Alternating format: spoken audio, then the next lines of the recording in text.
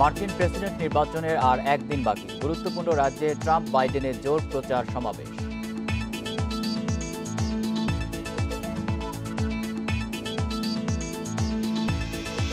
মার্কিন নির্বাচনের মূল প্রভাবক 10-12টি ব্যাটল স্টেট। ভোটের অঙ্ক পাল্টে দিতে পারে এসব রণক্ষেত্র।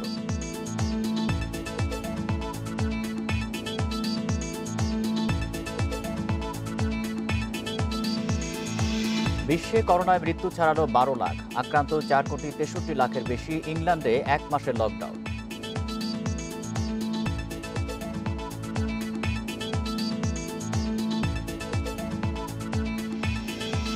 বছরের সবচেয়ে শক্তিশালী ঘূর্ণিঝড় গনির কবলে ফিলিপাইন। 4 জনের মৃত্যু, বন্যা ভূমিধসের সতর্কতা।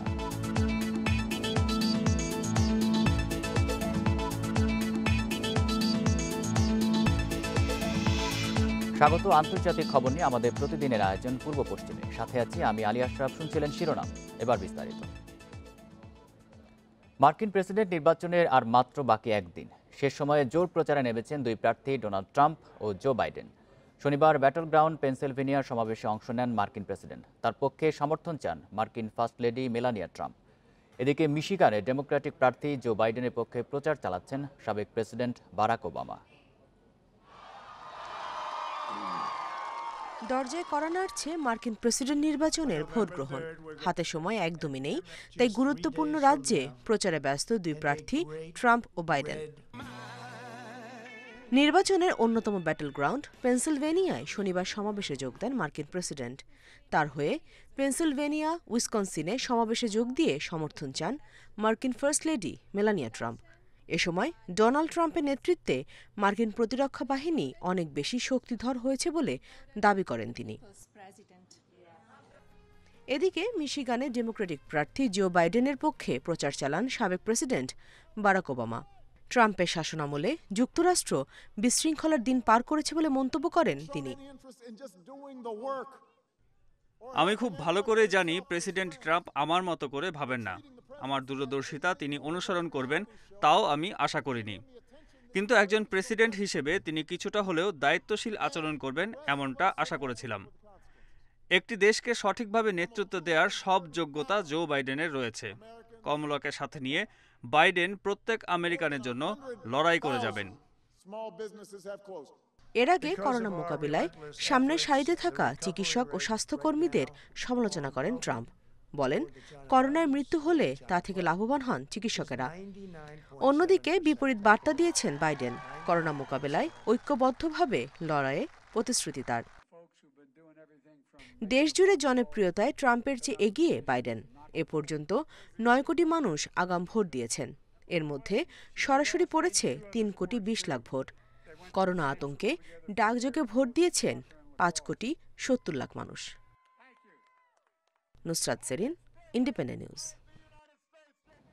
যুক্তরাষ্ট্রের বেশিরভাগ রাজ্যই চিরাচরিতভাবে রিপাবলিকান কিংবা ডেমোক্র্যাট হিসেবে চিহ্নিত। প্রার্থীরা তাই নির্বাচনী প্রচারে এমন 10 থেকে 12 রাজ্যে বেশি মনোযোগ দেন, যেগুলো ঠিক নির্দিষ্ট কোনো দলের সমর্থক হিসেবে পরিচিত নয়। ব্যাটল গ্রাউন্ড নামে পরিচিত এসব রাজ্যে জয় পেতে পারে যে কোনো দলই। আর এগুলোতে জয় পরাজয় নির্ধারণ করে কে হতে যাচ্ছেন পরবর্তী মার্কিন প্রেসিডেন্ট। 1845 সাল থেকে নভেম্বরের প্রথম মঙ্গলবার মার্কিন প্রেসিডেন্ট নির্বাচনে ভোট হয়ে আসছে। এর আগে অঙ্গরাজ্যগুলো পছন্দ মতো দিনে ভোট নিত, কিন্তু এর ফলে বিশৃঙ্খলা দেখা দিত। তা ঠেকাতে পরে সিদ্ধান্তে পরিবর্তন আনা হয়। আর সবচেয়ে গুরুত্বপূর্ণ যেটা, দূর দূরান্তের মানুষকে পর্যাপ্ত সময় দিতে ভোটের জন্য বেছে নেওয়া হয় মঙ্গলবারকে। মার্কিন প্রেসিডেন্ট নির্বাচনে ডেমোক্রেটদের প্রতি গাধা আর রিপাবলিকানদের হাতি। যুক্তরাষ্ট্র নির্বাচনের ইতিহাসে দেখা গেছে বেশিরভাগ অঙ্গরাজ্যই নির্দিষ্ট কোনো রাজনৈতিক দলের পক্ষে থাকে। নির্বাচনে রিপাবলিকানদের দুর্গ হিসেবে পরিচিত অঙ্গরাজ্যগুলোকে বলা হয় রেড স্টেট বা লাল রাজ্য। ডেমোক্রেট অধ্যুষিত স্টেটগুলোকে বলা হয় ব্লু স্টেট বা নীল রাজ্য। কিন্তু হাতে গোনা কিছু অঙ্গরাজ্য আছে যে রাজ্যগুলোর ভোট প্রার্থীদের কারণে যে কোনো শিবিরে যেতে পারে। এগুলোই মার্কিন নির্বাচনের ব্যাটল গ্রাউন্ড বা নির্বাচনী রণক্ষেত্র, যা বেগুনি রাজ্য হিসেবে পরিচিত। নির্বাচনী সময়সূচির মধ্যে যে কোনো সময় এই ব্যাটল গ্রাউন্ড ভোটের অঙ্কই বদলে দিতে পারে। গত কয়েকটি প্রেসিডেন্ট নির্বাচনে এই অঙ্গরাজ্যগুলোর দোদুল্যমান ভোট প্রেসিডেন্ট প্রার্থীর জয় পরাজয় নিশ্চিতের জন্য যেগুলো খুব গুরুত্বপূর্ণ ভূমিকা রেখেছিল রাজ্যগুলো, তার মধ্যে রয়েছে ফ্লোরিডা, মিশিগান, ওহাইও, পেনসিলভেনিয়া সহ 12 রাজ্য। গত 4টি মার্কিন নির্বাচন বিশ্লেষণ করে দেখা গেছে এবারের নির্বাচনে গুরুত্বপূর্ণ সুইং স্টেট হতে পারে অ্যারিজোনা, মিশিগান সহ 4 রাজ্য। হিসেব পাল্টে দিতে পারে অ্যারিজোনা, পেনসিলভেনিয়া এবং উইসকনসিন। অনেক পর্যবেক্ষকদের মতে 2020 সালের প্রেসিডেন্ট নির্বাচনে north Carolina, Florida, Michigan, Wisconsin এবং অ্যারিজোনা অঙ্গরাজ্যগুলো নির্ধারক সুইং স্টেট হয়ে দাঁড়াতে পারে। কারণ হিসেবে তারা বলছেন এই অঙ্গরাজ্যগুলো থেকে 2016 সালের নির্বাচনে ইলেকটোরাল কলেজ ভোটের অল্প ব্যবধানে হিলারি ক্লিন্টনের কাছ থেকে জয় ছিনিয়ে এনেছিলেন ডোনাল্ড ট্রাম্প। বিশ্লেষকরা এবার নির্বাচনে 14টি রাজ্যকে ব্যাটল গ্রাউন্ড বলছে। জনমত জরিপে এই 14 রাজ্যের মধ্যে 3টিতেই এগিয়ে আছেন ট্রাম্প। গুরুত্বপূর্ণ ফ্লোরিডা, ওহাইও সহ বাকি ভাগ্য নির্ধারক রাজ্যের শক্ত অবস্থানে জো বাইডেন। শেষ পর্যন্ত কে বসছেন হোয়াইট হাউসে তা জানতে অপেক্ষা করতে হবে 3 নভেম্বর পর্যন্ত। গোটা বিশ্বের নজর এখন যুক্তরাষ্ট্রের প্রেসিডেন্ট নির্বাচনের দিকে। জনপ্রিয়তার দিক থেকে রিপাবলিকান প্রার্থী বর্তমান প্রেসিডেন্ট ডোনাল্ড ট্রাম্পকে ছাড়িয়ে শুরু থেকেই এগিয়ে আছেন ডেমোক্র্যাট প্রার্থী জো বাইডেন। তবে ট্রাম্পকে দ্বিতীয় মেয়াদে দেখতে চায় চীন, ব্রাজিল, তাইওয়ান, হংকং, জাপান ও ভিয়েতনাম। আর বাইডেনের জয় চায় মেক্সিকো, কিউবা, সাউথ আফ্রিকা। অভিবাসী ঠেকাতে যুক্তরাষ্ট্র মেক্সিকো সীমান্তে দেয়াল নির্মাণ সহ মেক্সিকানদের রেপিস্ট বলে আখ্যা দিয়েছিলেন মার্কিন প্রেসিডেন্ট ডোনাল্ড ট্রাম্প। সেসব নিয়ে দীর্ঘদিন ধরেই দুদেশের মধ্যে রয়েছে চাপা অসন্তোষ। অবশ্য মেক্সিকোর বর্তমান প্রেসিডেন্ট আন্দ্রেস লোপেজের সঙ্গে ট্রাম্পের সম্পর্ক ভালো। তবুও সাবেক ভাইস প্রেসিডেন্ট জো বাইডেন ক্ষমতায় এলে দুদেশের মধ্যে স্থিতিশীলতা ফিরবে বলে ধারণা বিশ্লেষকদের। কোনো মেক্সিকান বা কোনো মানুষই ধর্ষক, চোর এমন গালি শুনতে চায় না। মেক্সিকানরা মানুষ হিসেবে সম্মান আশা করে। অন্যদিকে বাইডেন প্রেসিডেন্ট হলে অভিবাসন বন্ধে চাপ অব্যাহত থাকবে। শুধু পার্থক্য হলো সেটা হয়তো অন্য কোনো পদ্ধতিতে করা হবে। ট্রাম্পের সঙ্গে ভালো সম্পর্ক বজায় রাখতে চান ব্রাজিলের প্রেসিডেন্ট জাইর বলসোনারো। তিনি নিজে দ্বিতীয় মেয়াদে ক্ষমতায় থাকতে হলে ট্রাম্পের হোয়াইট হাউসে থাকা জরুরি। ট্রাম্প হেরে গেলে বিশ্বমঞ্চে একা হয়ে যাবেন বলসোনারো। এছাড়া বাইডেন প্রেসিডেন্ট হলে মানবাধিকার, জলবায়ু পরিবর্তন, অ্যামাজন সহ বেশ কিছু ইস্যুতে মতবিরোধও দেখা যাবে। যুক্তরাষ্ট্রের সঙ্গে ব্রাজিলের ভালো সম্পর্ক আছে। বলসোনারো সরকারের পছন্দের প্রার্থী ট্রাম্প, কারণ তার মতাদর্শের সঙ্গে আমাদের প্রেসিডেন্টের মিল আছে। ট্রাম্প জিতলে কিউবার উপর ওয়াশিংটন আবারও কঠোর অর্থনৈতিক নিষেধাজ্ঞা দিতে পারে বলে শঙ্কা রয়েছে। অন্যদিকে বাইডেন ক্ষমতায় এলে দুদেশ স্বাভাবিক সম্পর্কের পথে এগুতে পারবে বলে মনে করেন বিশ্লেষকরা। ট্রাম্পের সমর্থনে সমাবেশ হয়েছে ইসরায়েলের জেরুজালেমে। এদিকে এশিয়াতেও ট্রাম্পের সমর্থক কম নয়। চীনের বিরুদ্ধে মোকাবিলায় ট্রাম্পের জয় চায় তাইওয়ান, ভিয়েতনাম, হংকং ও জাপান। খাদিজাতুল কুবরা, ইন্ডিপেন্ডেন্ট নিউজ। বিশ্বে করোনায় প্রাণহানি 12 লাখ ছাড়ালো। একদিনে 4,75,000-এর বেশি শনাক্ত নিয়ে আক্রান্ত ছাড়িয়েছে 4,63,00,000 লাখ। এদিকে দ্বিতীয় ধাপের করোনা সংক্রমণ রোধে ইংল্যান্ডে জারি করা হয়েছে 1 মাসের লকডাউন। শনিবার রাতে এই ঘোষণা দেন ব্রিটিশ প্রধানমন্ত্রী বরিস জনসন। দ্বিতীয় ধাপের করোনা সংক্রমণে বিপর্যস্ত ইউরোপ। আক্রান্তের সংখ্যা 10 লাখ ছাড়ানোয় শনিবার রাতে ইংল্যান্ডে 1 মাসের লকডাউন ঘোষণা করেছে ব্রিটিশ সরকার। তবে গতবারের লকডাউনের মতো এবার বন্ধ হচ্ছে না শিক্ষা প্রতিষ্ঠান। 2রা ডিসেম্বরের পর ধীরে ধীরে এই কড়াকড়ি তুলে নেওয়া হবে বলেও জানান ব্রিটিশ প্রধানমন্ত্রী বরিস জনসন। শনিবার দেশটিতে নতুন করে আক্রান্ত হয়েছে প্রায় 22,000 মানুষ। প্রাণ গেছে 326 জনের। 1 মাসের জন্য আংশিক লকডাউন ঘোষণা করেছে অস্ট্রিয়া।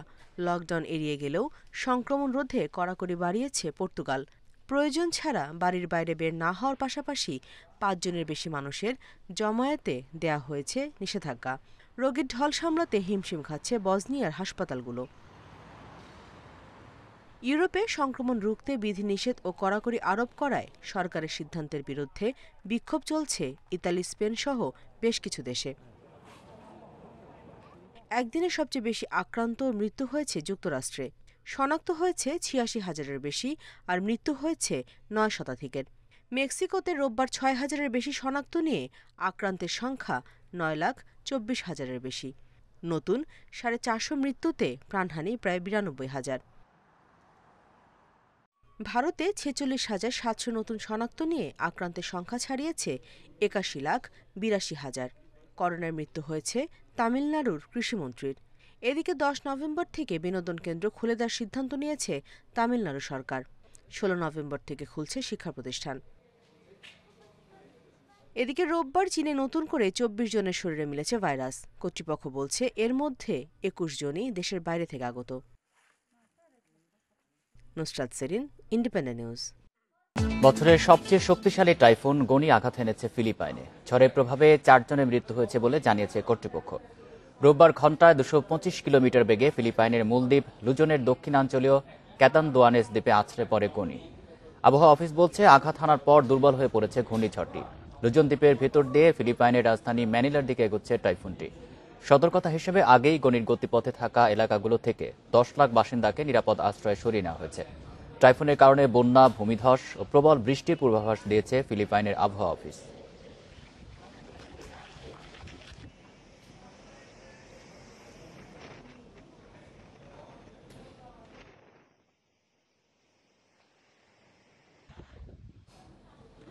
ভূমিকম্প, সুনামিতে বিপর্যস্ত তুরস্ক, গ্রিস।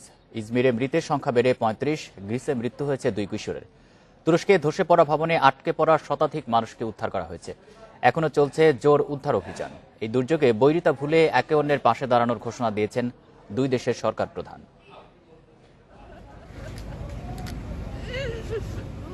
শুক্রবার দুপুরে এজিয়ান সাগরে 7 মাত্রার ভূমিকম্পে কেঁপে ওঠে তুরস্কের ইজমির ও গ্রিসের সামোস দ্বীপ। সুনামির কবলে পড়ে তুর্কি শহর সেফরিহিসার ও গ্রিসের সামোস। তবে বেশি ক্ষতির মুখে পড়েছে তুরস্ক। 6.9 মাত্রার ভূমিকম্পের পর পরাঘাত আসে অন্তত 400 বার। ধসে পড়ে 20টির বেশি ভবন। আমার মেয়ে এখানে চাপা পড়ে আছে। এখানকার ডেন্টাল ক্লিনিকে ও কাজ করত। আমার মেয়ে ছিল এখানে, অপেক্ষায় আছি, নিশ্চয়ই ভালো খবর পাবো। আর গ্রিসের সামোসে ভবন ধসে মৃত্যু হয়েছে 2 কিশোরের। আহত 19 জন এথেন্সের হাসপাতালে ভর্তি। সুনামিতে ভেসে গেছে গুরুত্বপূর্ণ শহর ভাতি। সেখানে 60টি ভবন ধসে পড়েছে। ভেঙে পড়ার ঝুঁকিতে আছে আরও বেশ কয়েকটি। ভূমধ্য সাগরে প্রাকৃতিক সম্পদের দখল নিয়ে স্মরণকালে সবচেয়ে বাজে সময় পার করছে তুরস্ক ও গ্রিস। তবে এই বিপর্যয়ের পর একে অন্যের পাশে দাঁড়ানোর ঘোষণা দিয়েছে দেশ দুটির সরকার প্রধান। সারওয়ার জামান, ইন্ডিপেন্ডেন্ট নিউজ। কানাডার কিউবেকে ছুরিকাঘাতে 2 জন নিহত হয়েছে, আহত হয়েছেন 5 জন। রোববার হ্যালোইন দিবসে কিউবেক শহরে হতাহতের এই ঘটনা ঘটে। পুলিশ জানায় আহতদের হাসপাতালে পাঠানো হয়েছে, তবে তাদের বর্তমান অবস্থা সম্পর্কে নিশ্চিত কিছু জানা যায়নি। এদিকে হামলাকারীর গায়ে হ্যালোইনের পোশাক থাকায় তার চেহারা পরিষ্কার দেখা যায়নি। তবে হামলাকারীর বয়স 20 বছর বলে ধারণা করছে পুলিশ। হামলার কারণ সম্পর্কে তদন্ত চলছে। হামলার পর স্থানীয়দের ঘরে থাকার আহ্বান জানিয়েছে কর্তৃপক্ষ। হামলাকারীকে ধরতে অভিযান চলছে।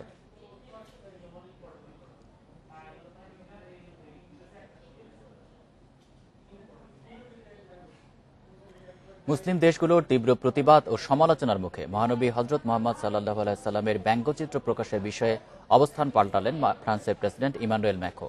তিনি বলেন, মহানবীকে অবমাননা করে কার্টুন প্রকাশে মুসলমানদের অনুভূতি কেমন হতে পারে সেটি তিনি বুঝতে পারছেন। আল জাজিরাকে দেয়া এক সাক্ষাৎকারে তিনি এসব কথা বলেন। ফ্রান্সে মত প্রকাশের স্বাধীনতা নিয়ে ক্লাসে পড়ানোর সময় মহানবী সাল্লাল্লাহু আলাইহি সাল্লামের ব্যঙ্গচিত্র দেখানোর পর খুন হন ইতিহাসের শিক্ষক স্যামুয়েল প্যাটি।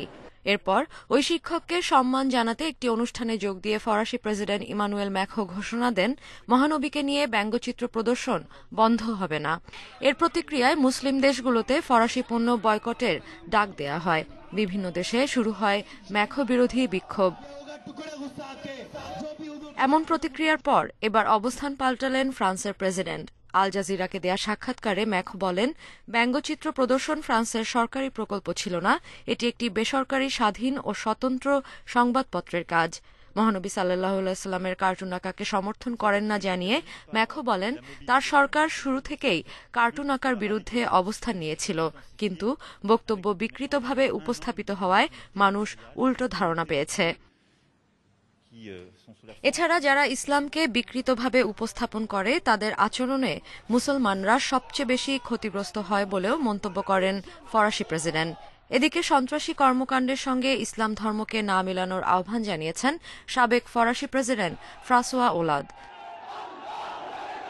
এদিকে ফ্রান্সের নিস শহরে ছুরি হামলায় ৩ জন নিহত হওয়ার 2 দিনের মাথায় লিওতে এক গ্রিক যাজকের ওপর গুলি চালানো হয়েছে। হামলায় ওই যাজক গুরুতর আহত হয়েছেন। সাদিয়া ফ্রেন, ইন্ডিপেন্ডেন্ট নিউজ। এ ছিল পূর্ব পশ্চিমে। ইন্ডিপেন্ডেন্ট টেলিভিশনের সব খবরের আরো বিস্তারিত জানতে চোখ রাখুন ফেসবুক, ইউটিউব এবং টুইটারে। ধন্যবাদ সবাইকে।